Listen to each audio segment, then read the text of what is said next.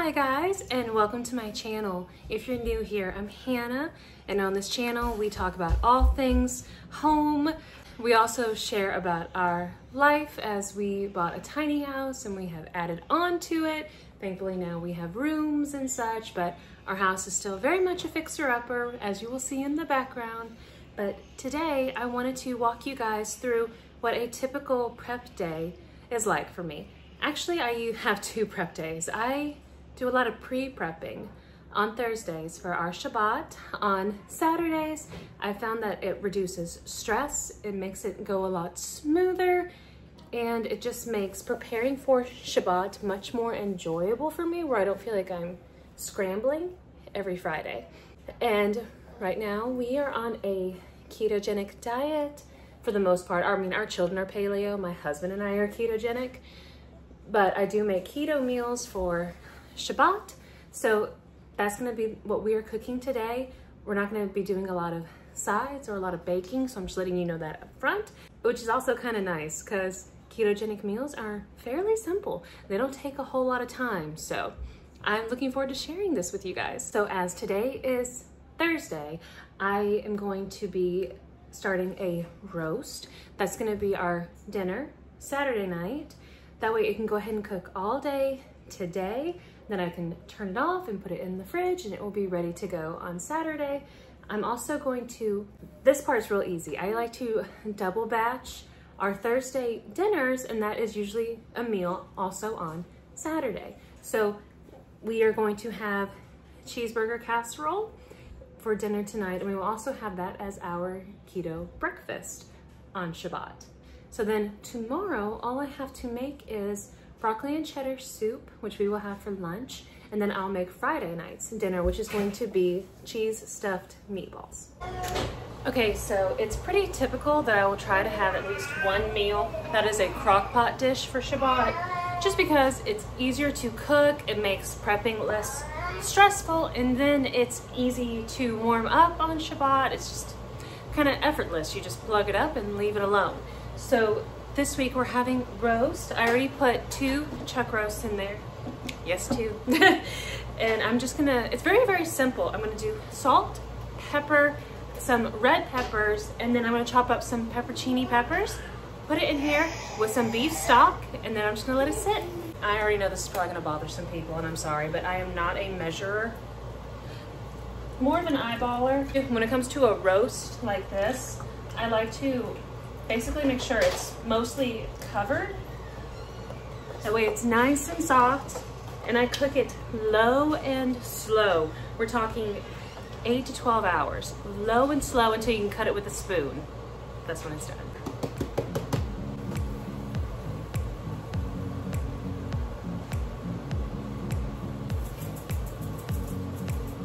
So this recipe, it has just a hint of spice. It's not crazy. The kids love it. By the time it dissolves with the chicken stock and with the beef, it's really pretty mild. It's not super spicy. My baby is moving as a tripod. Okay, so now I'm just gonna chop up some peppercini.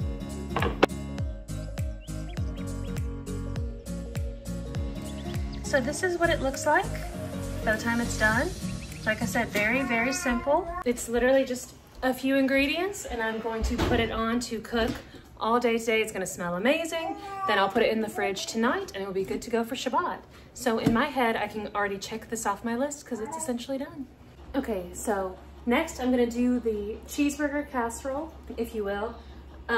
Our family likes to buy meat in bulk if we are able to. So we found a place that sells 10-pound chubs of ground beef.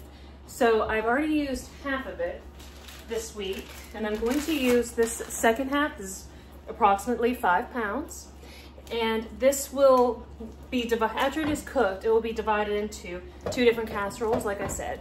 One for dinner tonight and one for breakfast on Shabbat. So once the meat is browned and it's all done, I'm going to add cream cheese, a little bit of pickle juice to give it a burger flavor, and some seasonings. I'm going to do salt, pepper, onion powder, garlic powder, and paprika.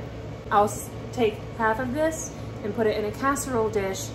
Then I'm going to take eggs and mix those up, with some heavy whipping cream and pour that mixture on top. After the egg mixture, I'm gonna put shredded cheese on top. I will bake both of them at the same time so that they're already cooked. The one for our dinner will be ready, and then the one for Shabbat will also be cooked. Then I make a Big Mac sauce that is optional to put on top if people want to.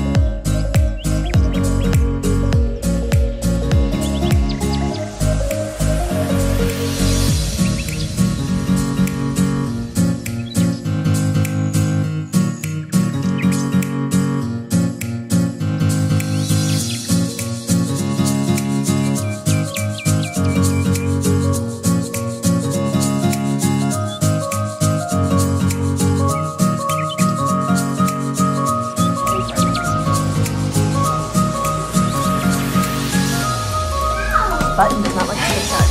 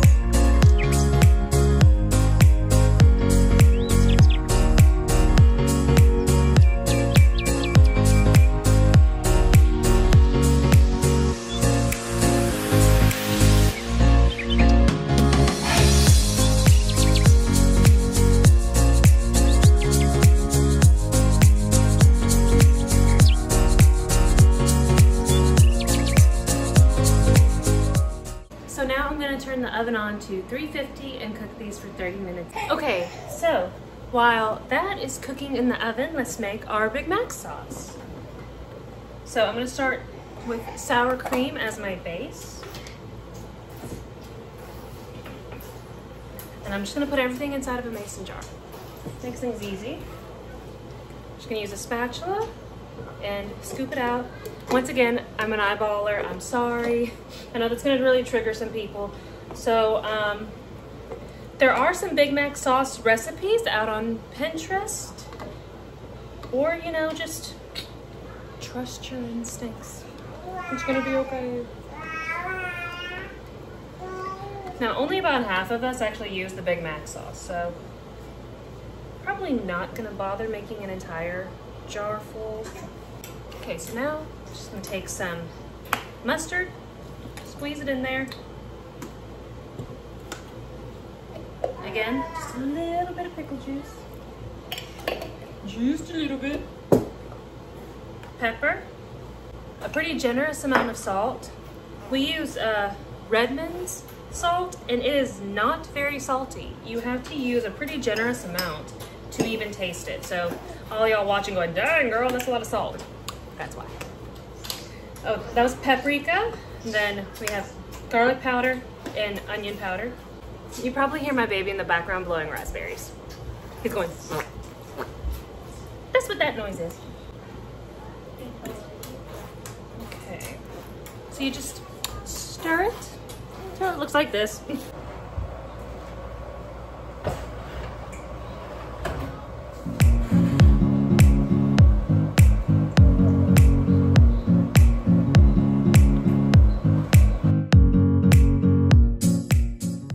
guys, it is now Friday. The kids have already finished their homeschooling and we have had lunch. So now I'm going to prep for Shabbat. As you can see, my kitchen is a mess. Real life, what can you do? So you're gonna see a mess in the background. I probably could take the time to curate it more and make it look prettier, but hey, we're about real life around here. So what I'm gonna make now is gonna be a broccoli and cheddar cheese soup. I add chicken to mine, even though the recipe I originally found didn't have chicken, because when I first made it, my husband liked it, but he said he needed more protein. So I'm gonna saute some chicken in some butter and garlic, and when that's done, I'm gonna add broccoli, some chicken stock, and then we'll let that cook for a few minutes. Then I will add heavy whipping cream and some shredded cheddar cheese, and it will essentially be done. It's really simple.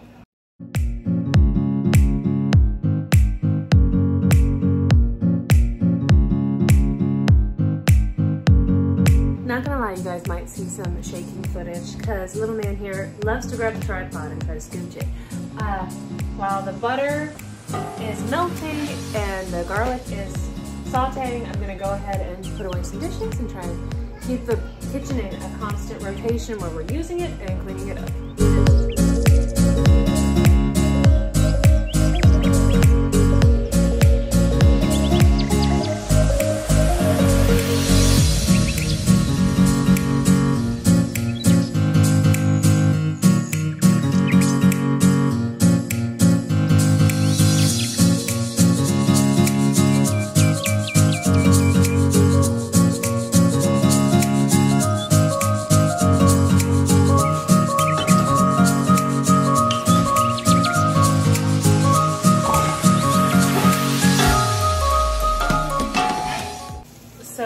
Basically just simmer this until it's very fragrant, when the garlic has a nice strong smell.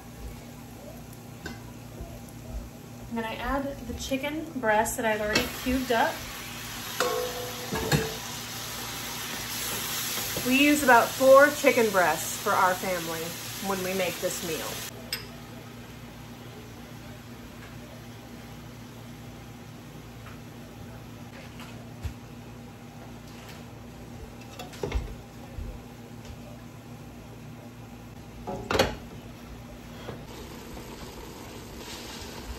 Okay, so depending on your family size, that may or may not look like a whole lot of chicken.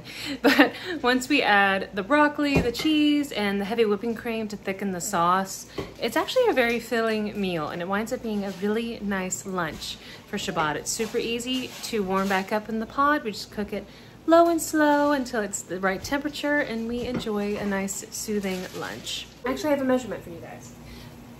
It's gonna be 2 cups of chicken broth.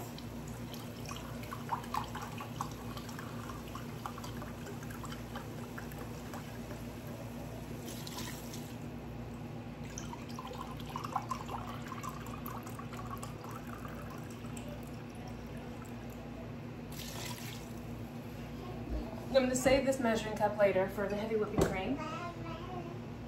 And I've already chopped the broccoli. So I will go ahead and stir this in. I usually wind up salting and peppering to taste again once the cheese and everything else has been added. So for now, I'm just going to put the lid on the pot. I'm gonna let this sit at medium to high temps for about 8 minutes, and then I'll check it. Ordinarily, I would make a roux to go into the soup. Oh, bubby. Oh, bubby. Ordinarily, I would make a roux to go inside of the soup. It's 1/4 cup of butter and then 1/4 cup of almond flour. But since I'm out of almond flour and I only have the freshly milled stuff for the kids, I won't do a roux this time. So it's gonna be not as thick, but that's okay. Okay, whew, we got it nice and steamy up in here. Okay, this is gonna finish off a carton. Mom. Hi, baby. Hi, baby. Hi, baby.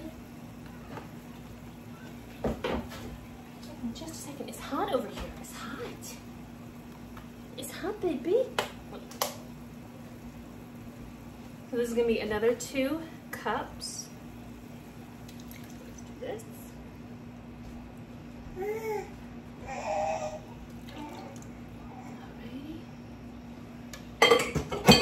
Alright, and now we're just gonna add in the cheese.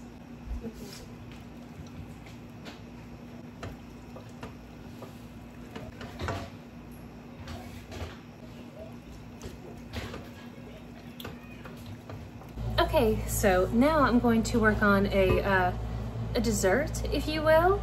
It's literally just 2 ingredients. It's peanut butter and cream cheese.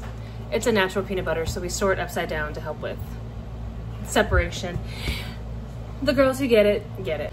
So we typically use fat bombs after dinner because the fat helps keep you satiated when you get into a fasting stage, and it helps you stay full longer the next day. So it feels like a dessert, but it's not actually sweetened, and there's no sugar in it or anything, but it helps keep you full all night long, which is a nice perk, and everyone likes eating them.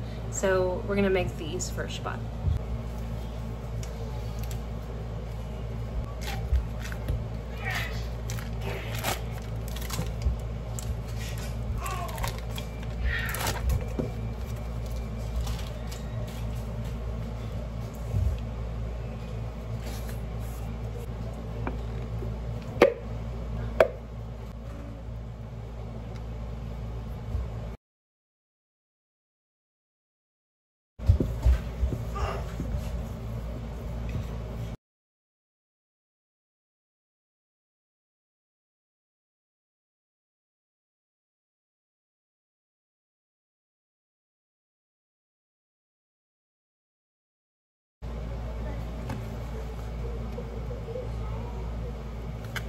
Okay, so husband is finally on his way home. It's time to start dinner. So this is one of the originals. Aren't they massive? This is insane. So don't worry, what it's dripping is just water. I had to let it thaw. So that's what, it's just sitting on a pan, but it's thawed out now. So half of this is going to go to stuffed meatballs for dinner tonight. And then the other half I will use on Sunday to make burgers for my husband to use for his lunches during the week. So this is how it's gonna serve our family. I'm about to chop it up, put half of it in a bowl with some eggs, salt, pepper, and some Italian seasoning. And then I'm going to roll them up in a ball in my hands and stuff them with whole fat mozzarella. Then I will put them in cast iron skillets and bake them in the oven at 400 for about 30 minutes.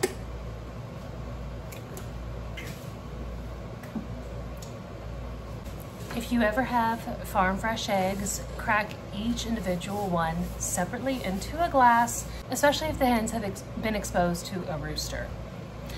When we first got our hens and they were finally laying eggs, I did not know this, and cracked open an egg and found a teeny little baby in it and was scarred for days and couldn't have eggs for like 3 days. I still remember that poor baby chick. Also, sometimes your chickadees can be adventurous and lay eggs all over the place. And sometimes your kids find the eggs and they do not know how long those eggs have been sitting there, and you may crack open a rotten one. Happened to me this week. I'm not sure which one was more scarring, to be honest with you. So it's worth it to take the time to open them individually.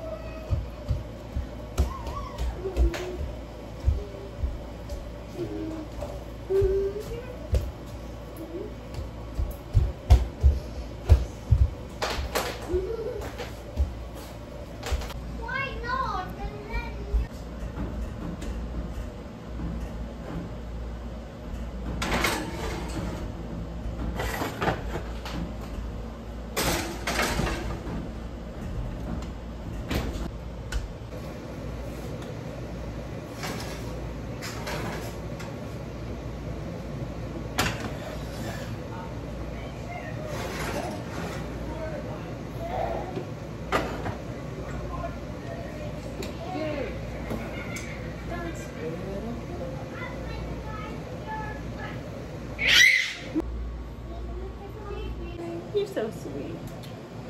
Okay guys, thank you for prepping with me. I got to join my family for Shabbat now. I'm gonna be turning off my phone and enjoying some screen-free time. But I wanted to thank you guys for spending a part of your day with me. If you enjoyed this video, please consider liking it and possibly sharing it with someone else you think might also enjoy it. And if you have your own favorite keto recipes that you love, particularly ones that can be made in advance for Shabbat, please let me know. I'm always looking for new ideas. Thanks again, guys.